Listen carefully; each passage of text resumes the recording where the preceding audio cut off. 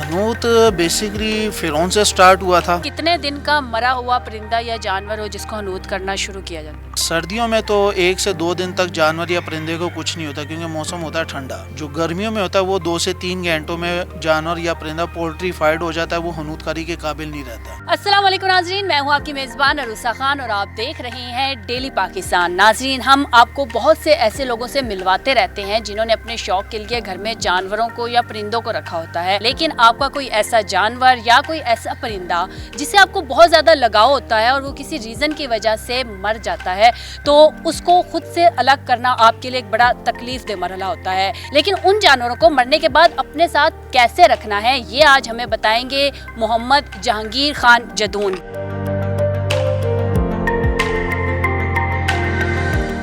दादा जान थे, उन्होंने ये काम स्टार्ट किया था। फिर मेरे ताया ने काम स्टार्ट किया था, उन्होंने काम फिर आगे वाले साहब को दिया। 88 में मेरे बड़े भाई ने स्टार्ट किया था, 94 में दूसरे भाई ने स्टार्ट किया था, 2005 से मैंने ये काम स्टार्ट किया।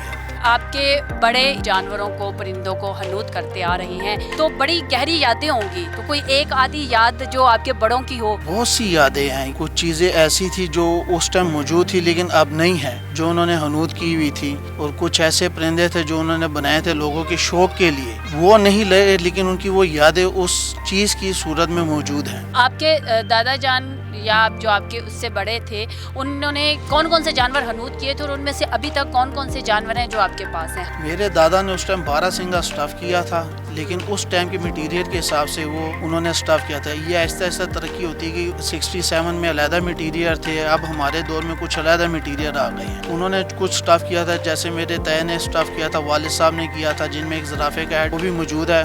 वो तकरीबन 50-60 साल पुराना है। इस बारे में हमारे नाज़रीन को आगाह कर दें कि हनूत बेसिकली क्या है और एक जानवर को या एक परिंदे को हनूत कैसे किया जाता है? हनूत बेसिकली फिरौन से स्टार्ट हुआ था। सबसे पहले जानवर या परिंदा हो, उसकी खाल उतारी जाती है, उसके बाद उसमें मुख्तलिफ इक़साम के केमिकल लगाए जाते हैं। बाद में उसको उस बजट के हिसाब से हनूत किया जाता है कि उसका बजट कितना है, काटन में करना है, फाइबर में करना है कि फोम में करना है। और आप किस किस में करते हैं हनूत? हम काटन में भी करते हैं, फाइबर में भी करते हैं, फोम में भी करते हैं।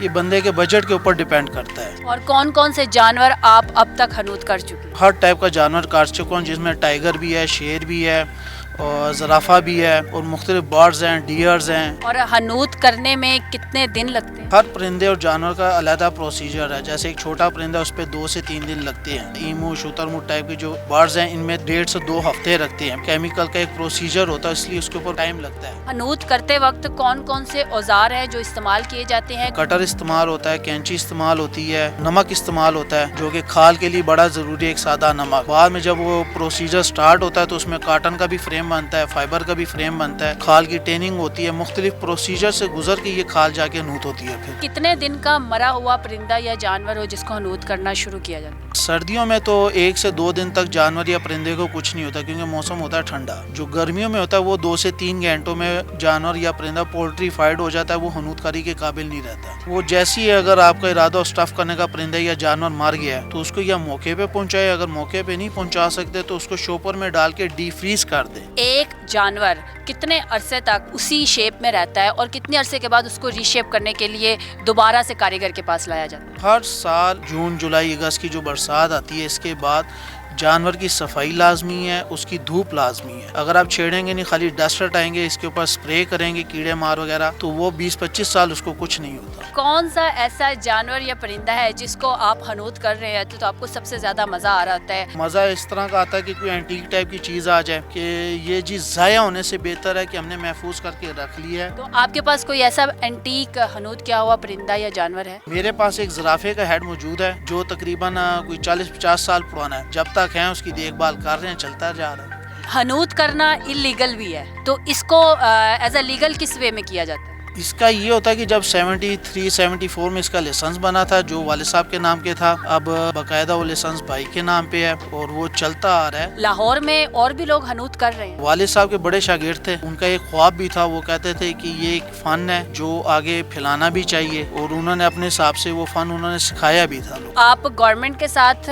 भी काम करते हैं या प्राइवेट ही करते हैं? कुछ लाहौर के होते हैं, कुछ लाहौर से बाहर के होते हैं। जैसे जू की कोई चीज़ें मर जाती हैं, कोई सफारी जलोई, तो वो उनके लिए स्टफिंग वगैरह करते हैं। पेशावर से भी राब्ता होता है, कराची से भी लोग राब्ता करते हैं। जब जानवर को हनूत या परिंदे को हनूत कर दिया जाता है तो उसमें से कोई एक टाइम के बाद कोई स्मेल वगैरह आनी शुरू होती है या नहीं? अगर केमिकल सही तरह लगाओ परिंदे को या जानवर को तो उसमें से एक स्मेल नहीं आती। अगर केमिकल सही तरह ना लगाओ वो फिर महीने बाद भी स्मेल दे सकता है। क्योंकि जब आपके दादा परदादा ये काम कर रहे थे तो उस वक्त एक केमिकल और तरह का था, तब के केमिकल में और आज के केमिकल में क्या फर्क है? कौन सी चीजें नहीं आई? उसमें यह था कि उस टाइम वो तूड़ी इस्तेमाल करते थे, मिट्टी इस्तेमाल करते थे, पराली इस्तेमाल करते थे, खाली नमक लगाते थे। अभी डिफरेंट हो गया, अभी फाइबर भी इस्तेमाल कर लेते हैं, फोम भी इस्तेमाल कर लेते हैं, कॉटन भी इस्तेमाल कर लेते हैं। आगे बच्चों का भी कोई इरादा है? आप ये उनके शौक के ऊपर डिपेंड करता है।